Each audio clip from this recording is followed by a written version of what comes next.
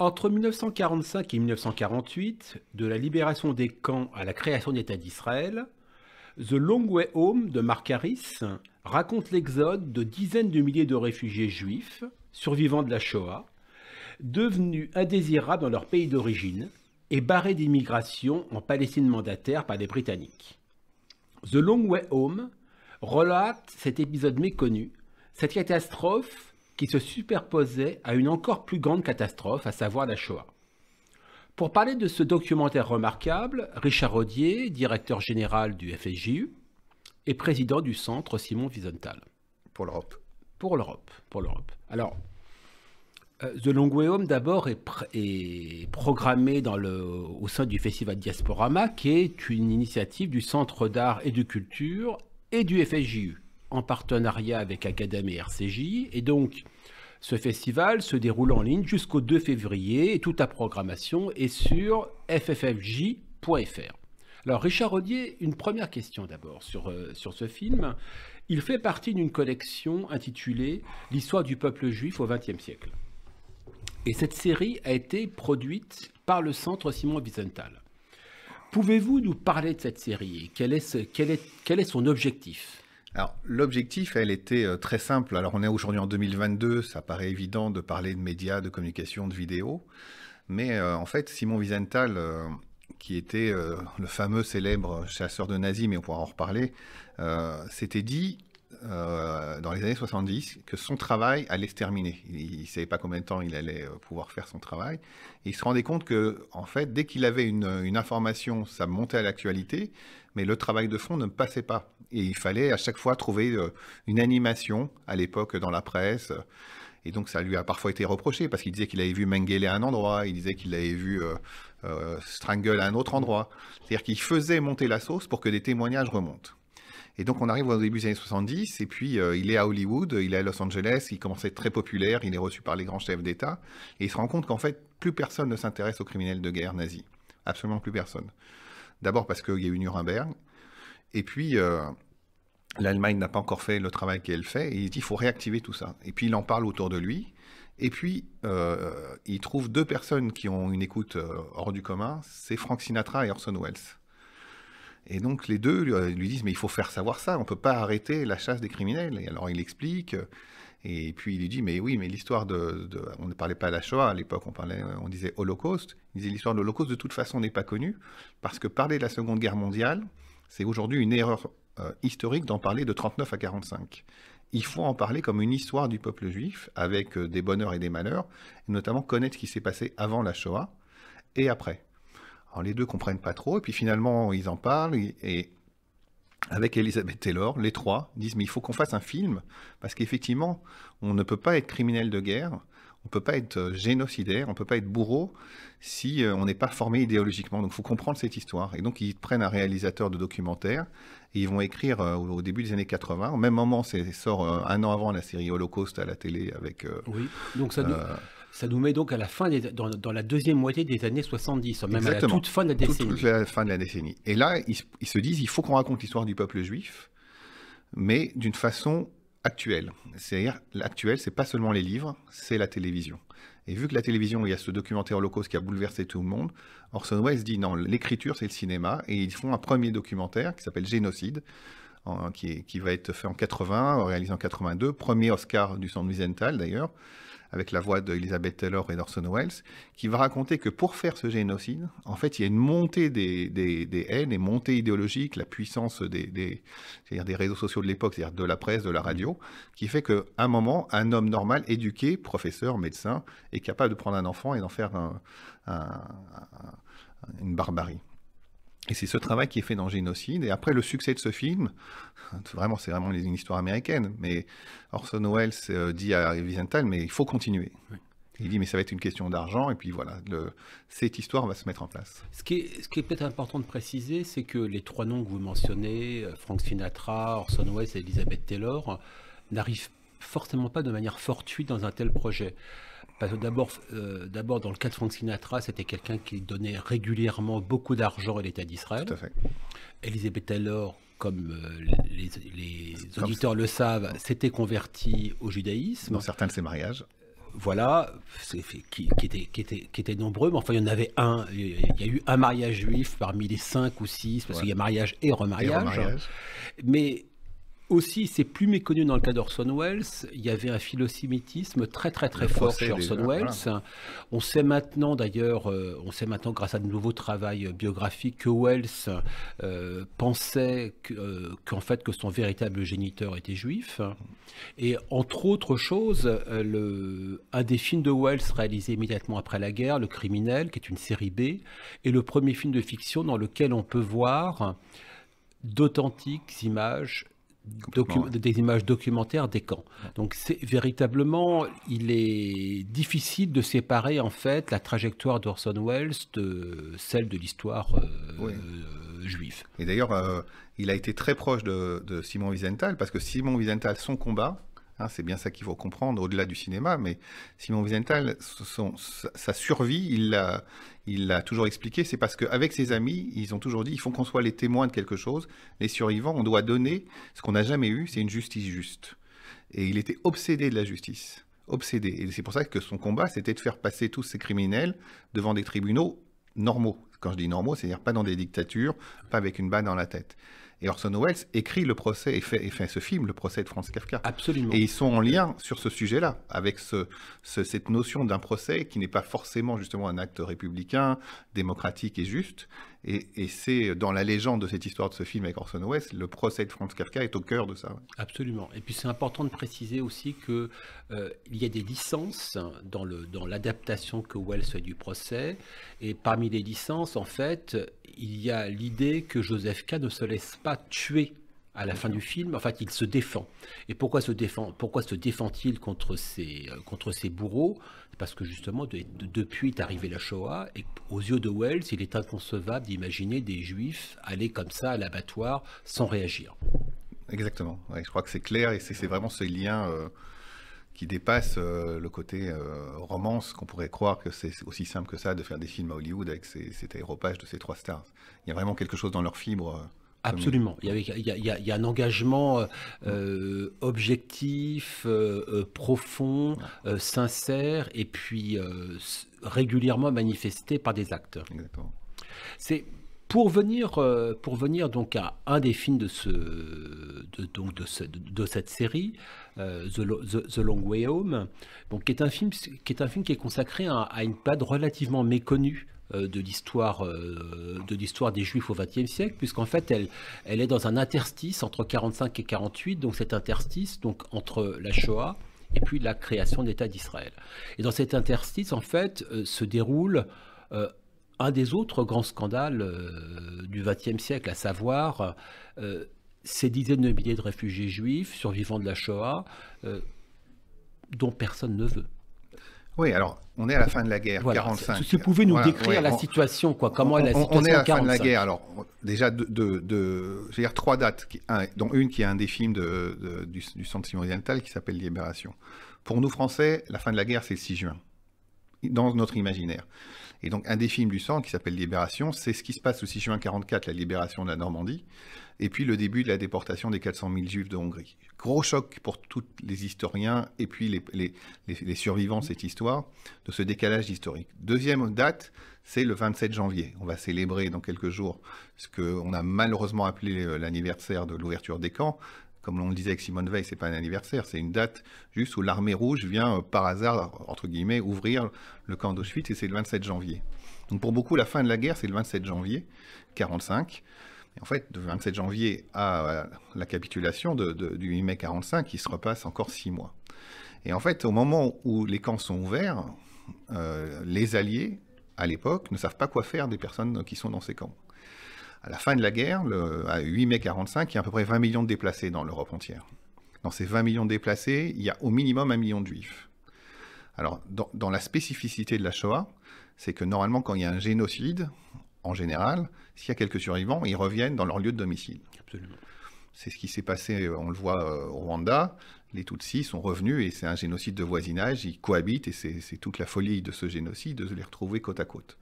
Dans la Shoah, une partie des gens qui ont été victimes du génocide essaient de retourner chez eux. Alors pour les 76 000 déportés français qui ont été déportés. Il n'y a que 4000 survivants. Ces 4000 survivants ou 7000 rentrent chez eux. En France, c'est à peu près simple. À peu près, on va dire.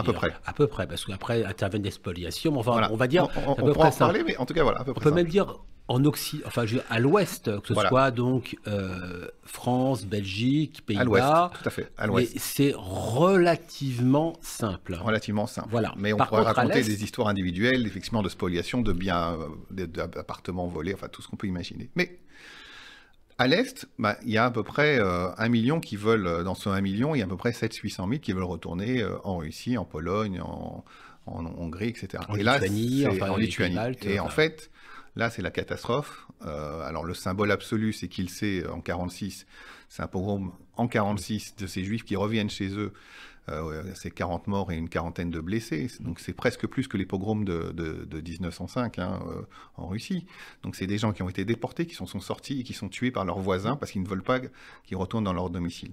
Il n'y a pas qu'à Kilché. Non, il y a au minimum 2000 morts post-Shoah en Pologne entre 45 et 48 qui sont à peu près attestés aujourd'hui par les historiens. Et le sujet, c'est qu'il y a 300 000 juifs qui vont rester dans les camps.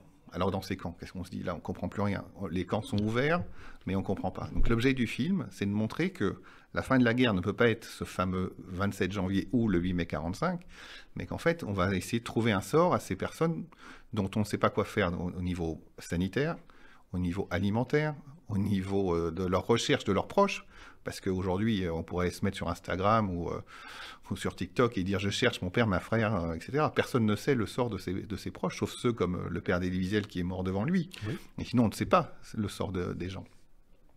Et en fait, les alliés, que ce soit anglais, américains ou russes, ne sachant pas quoi faire d'eux, vont dire écoutez, on vous laisse en place. Alors il y a deux camps connus où on va les laisser pendant des mois et des mois, c'est Dachau et Bergen-Belsen, où des gens, en fait, on les laisse sur place. Le camp est ouvert, on enlève les officiers nazis, et puis viennent là faire des militaires parce qu'ils ne savent pas quoi faire de ces personnes qui sont Alors, déplacées. donc combien de juifs vivent en fait, dans ce qu'étaient auparavant des camps de la mort?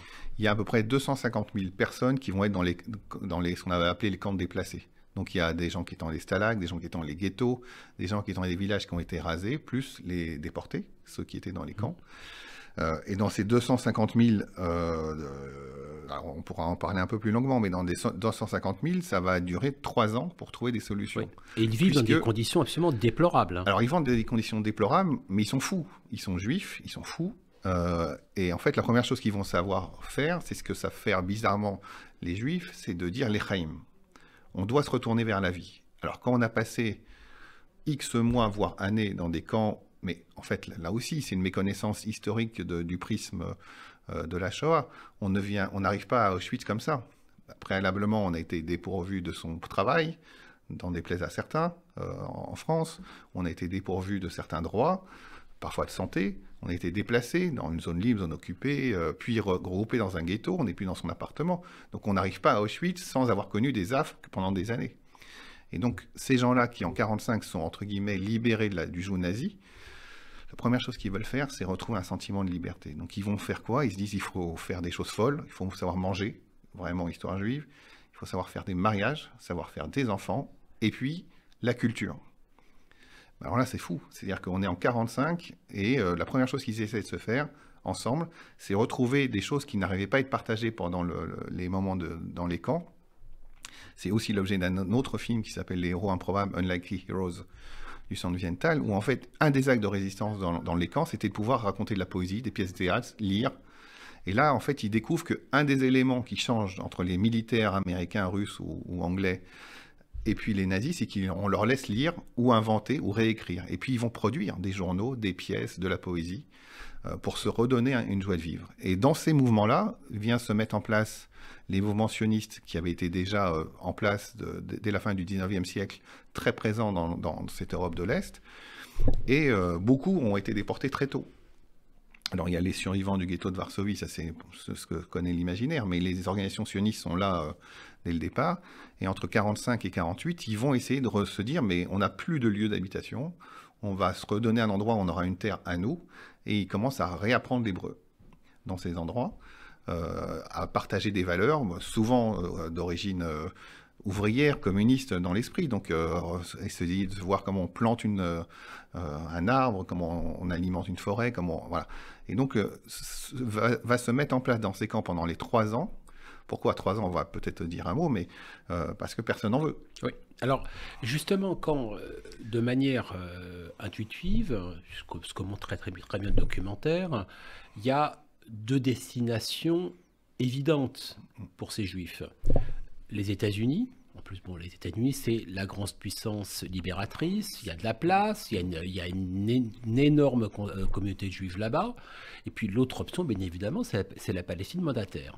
Or, ces 2 portes-là restent fermées. Alors, ces 2 portes-là restent fermées. Le premier allié j'allais dire des Juifs pour aller en Palestine, c'était Winston Churchill. Malheureusement, il se fait débarquer en Angleterre, et ses successeurs... Oui, voilà. C'est Clément Attlee. Clément Attlee, voilà. Donc, je ne dirais pas des conservateurs ou travaillistes. Avec une démarche qui était celle de Chamberlain. C'est-à-dire que vraiment, on est là où les Anglais, en fait, vont trahir tous les engagements qu'ils avaient faits, notamment auprès de Churchill, et le fameux décret de Balfour de 1917. Donc, tous ces engagements qui avaient été faits, ils se rendent compte assez vite qu'à la sortie de la guerre, il faut retrouver des moyens, de l'énergie, et puis qui est-ce qui a les moyens, qui est-ce qui a de l'énergie, qui est-ce qui a du pétrole. On connaît bien l'histoire, c'est plutôt dans les pays arabes de l'époque, et le parti de Attlee va essayer de bloquer, avec notamment le fameux livre blanc, et en aucun cas va donner les autorisations de passeport pour venir en Palestine, et là c'est les fameux chemins clandestins, qui vont durer au moins 3 ans. C'est toutes les révoltes qui vont donner lieu à des batailles homériques avec l'Irgun, qui vont donner ensuite lieu à cet attentat sur l'hôtel King David d'ailleurs.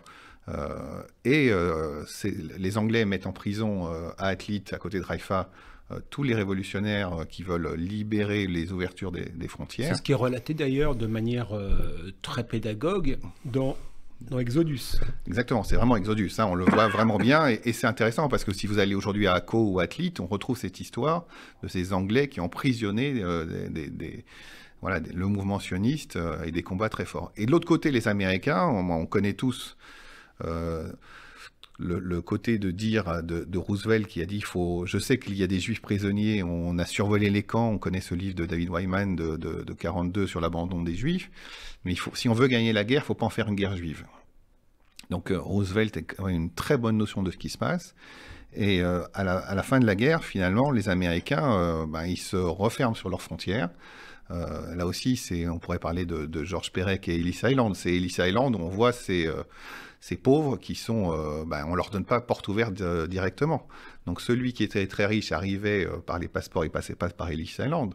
Mais les autres, il fallait une autorisation d'accès. Et les Américains vont donner, finalement, au bout des 3 ans, que 75 000 visas. Ce qui est vraiment très peu, parce que c'est un pays qui est la terre promise.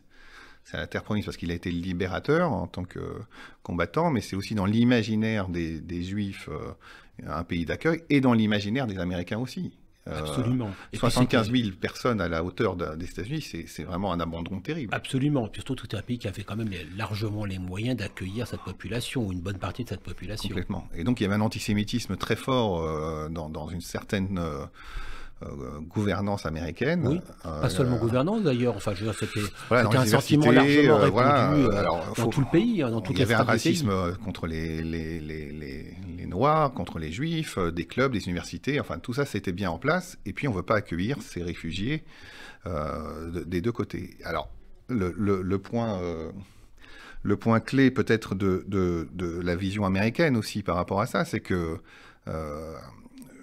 sur l'ouverture des camps, il y a une impréparation totale et une incompréhension totale de ce qui s'est passé. C'est-à-dire qu'on va le voir dans le documentaire, qu'il faut absolument voir le rôle d'un Patton, qui est quand même un des militaires les plus connus, et qui nous a fait rêver, nous, en tant qu'enfants, quand on voyait ces films de guerre américains, qui est une crapule infinie sur le sort des Juifs, parce que personne n'en veut.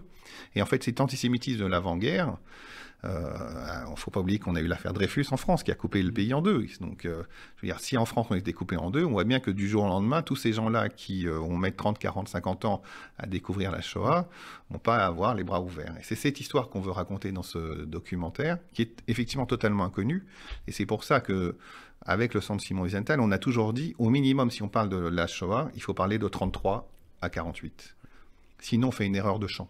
Et c'est là, du coup, lorsqu'on prend cet arc temporel, qu'on se rend compte qu'on le réalise véritablement, que le mouvement sioniste, et puis donc l'immigration en Palestine, n'est pas un luxe, c'est pas un lubi, c'est tout ce qu'il reste. Bien sûr.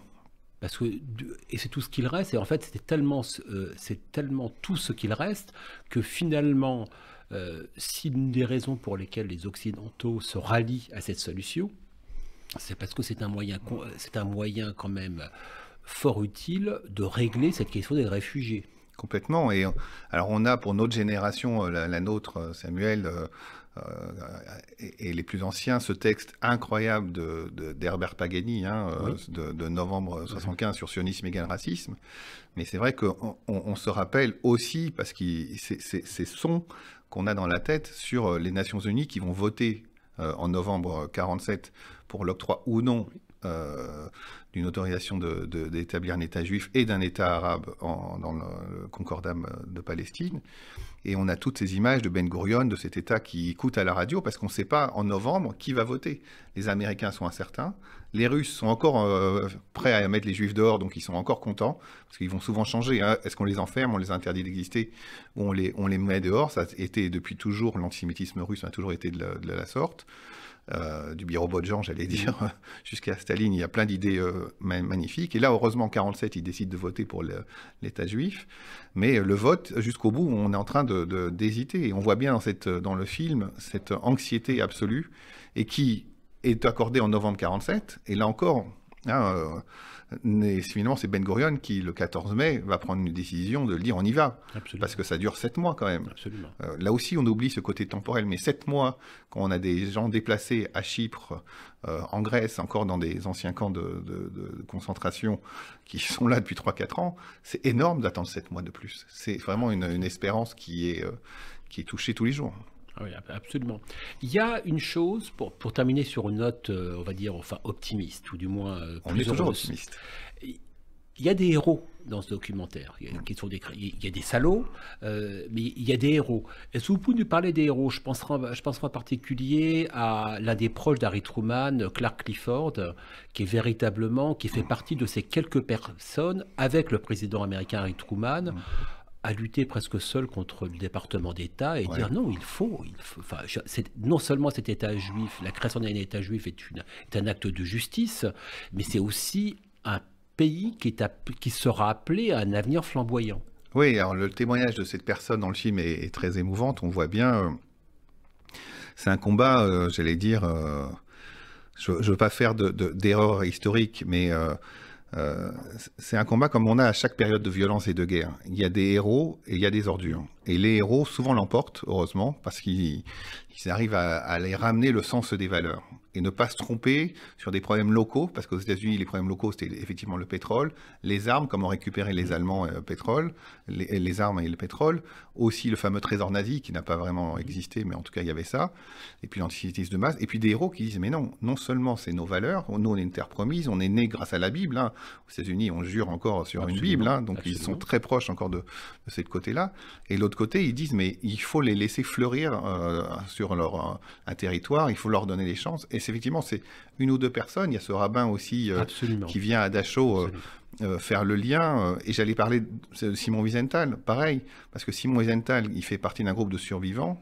Ils se disent, il est architecte, il a perdu 92 personnes de sa famille, il met des mois à comprendre tous ceux qui sont morts.